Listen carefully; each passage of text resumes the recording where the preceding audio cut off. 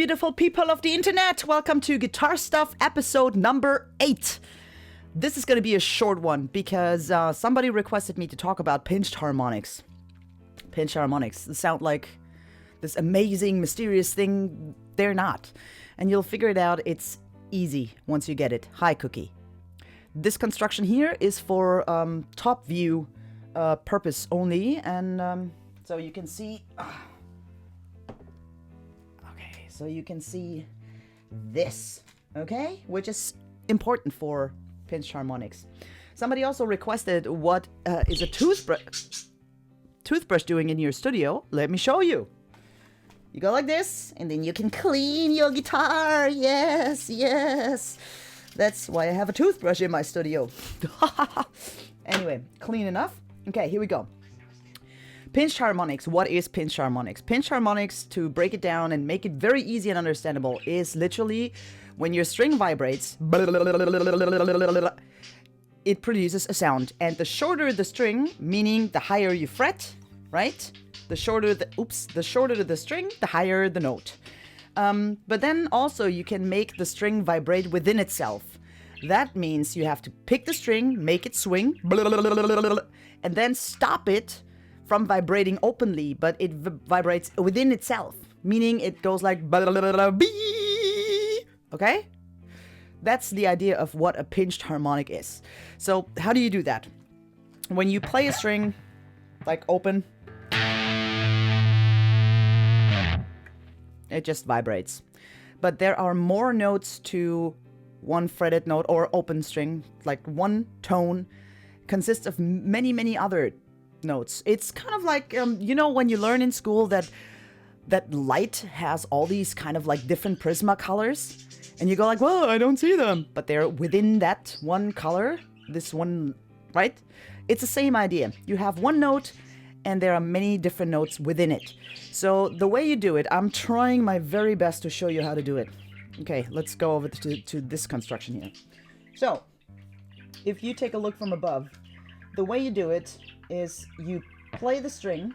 Oh, first of all, let me talk about how to hold your guitar pick, because that apparently is a mysterious thing as well. I see a lot of my students holding it with all fingers. This is something I would not recommend. This one is also not how I recommend playing. Again, this is just my personal understanding. There's a lot of players out there who hold their picks different than I do. Also about the way they play, like Marty Friedman has an Ola as well. They have like this kind of playing. I can't play, like, I suck. So the way I learned to hold my guitar pick is, I would make like I call it the fried shrimp, okay? This is the fried shrimp position. You make a fist, then you put out the fried shrimp. Hold it in front of you with your, look here, with your finger pointing kind of like at you. The fried shrimp is pointing at you, right? So, and then you lie your guitar pick on top of your finger. Like, can you see that? Like it's lying here. The reason why I like to do that is if you hold your guitar pick like that, it's still wobbly, right? And I like to have very tight control over my guitar pick when I play. So the wobbly thing is not an option. So if you hold it on the side and put your thumb on top of it, right? Like this. Can you see that? Oh, does it focus? Oh God, I'm breaking my wrist right now.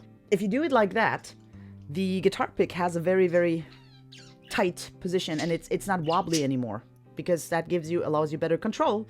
So this is the way I hold my guitar pick, with a little bit of the tip sticking out. Not too much, because that way it's going to be wobbly again, and not like this, because that's not enough, right? So this is how I hold my guitar pick. And also it allows me, if you take a look from this other construction camera, if you play, your wrist is very straight. If you hold it like this, your wrist is going to be angled. So I don't know, and I can't tell you about this style of playing because I can't, but the way I hold my guitar pick is like this, and that way I can like play the strings in a very controlled way. For me and my personal understanding and Cookie's understanding, right? So if you break it down how to produce a controlled pinched harmonic, there are, and I stick to the 4 main pinched harmonics. There are way more, but I'll stick to the 4 main ones that are the easiest to get out of your instrument. Did you just shit? Let's say I fret a G on the D string. Did you just say what the f? So the G on the D string is on the 5th fret. When you start practicing this, please use a distorted guitar sound. If you try to do this with a clean sound, it's going to be even harder. Also, make sure that your 5-way, 3-way, whatever toggle switch is down to like the bridge pickup, which is there for like the higher frequencies, right? So you need that to create these high pinched harmonic notes. Fretting the G on the D string. If we play this normally, it's like... So, and now we're gonna do the following. Okay, how did you do that? It's really not complicated. The idea of it is you play the string, and at the same time you make the string hit the side here, the side of your thumb.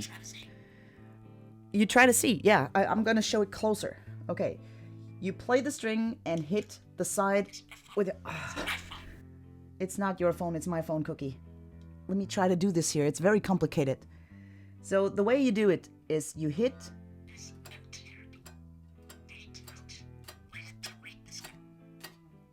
And the way I play it, it's mostly like I pick the string, but end up with my pick resting on the string below. Meaning I play... but my guitar pick is landing on the G string underneath. And it's sitting here. I feel a little bit uncomfortable right now.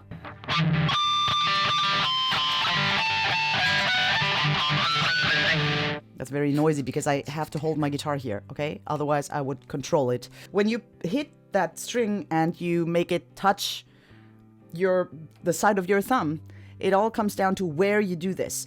I use this guitar with humbucker, single coil humbucker.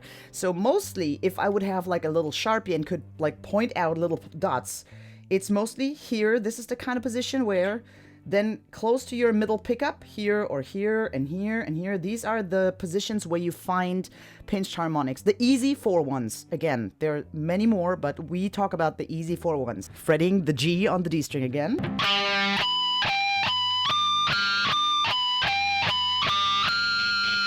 Okay, the first one is the octave.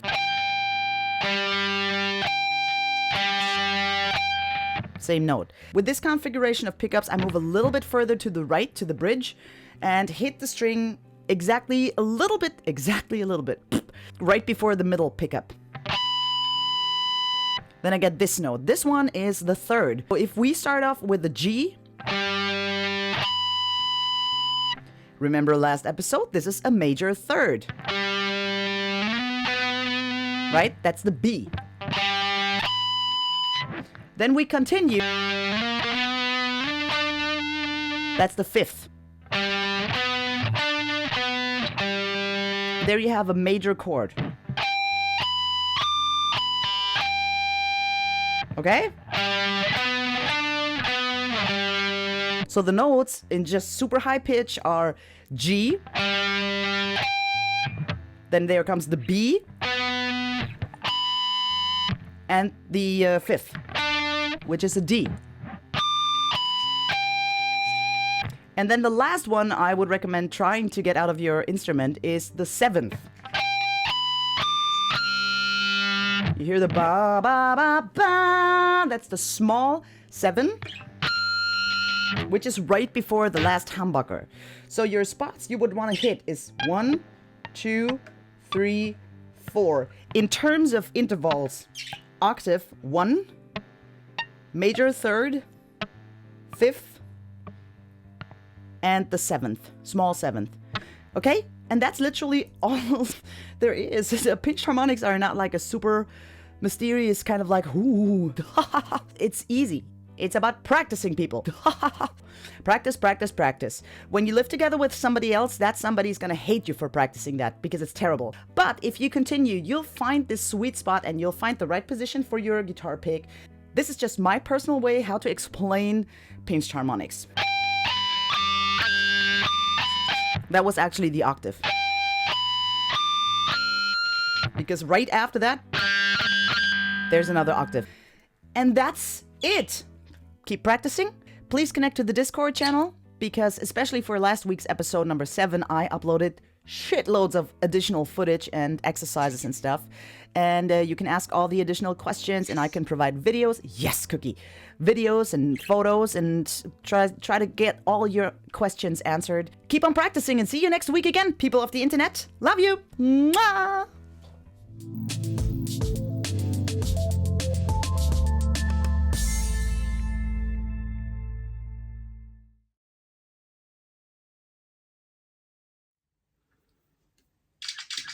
Yes, we took a picture. Yes.